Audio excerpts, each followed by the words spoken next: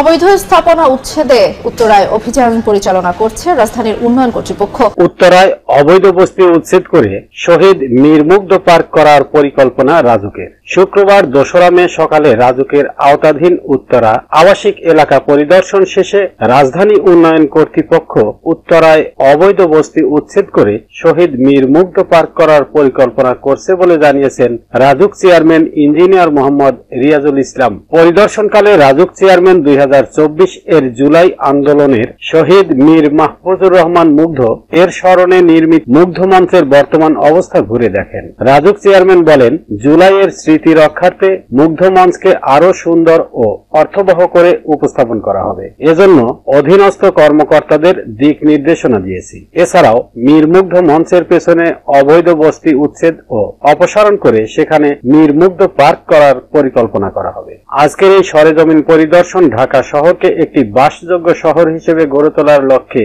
রাজুক কর্তৃক গৃহীত নিয়মিত পদক্ষেপের অংশ।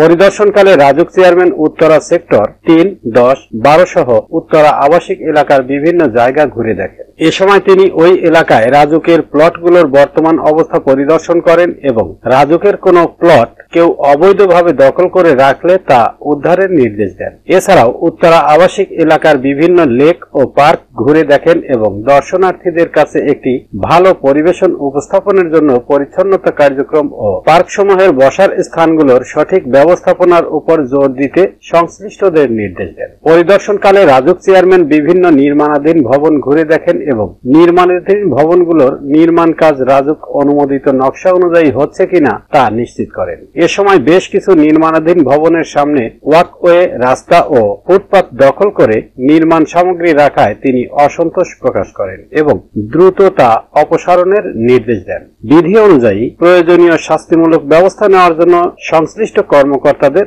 নির্দেশ দেন। পরিদর্শনকালে আরও উপস্থিত ছিলেন উত্তরা আবাসিক এলাকা সংশ্লিষ্ট রাজুক এর বিভিন্ন পর্যায়ের কর্মকর্তারা।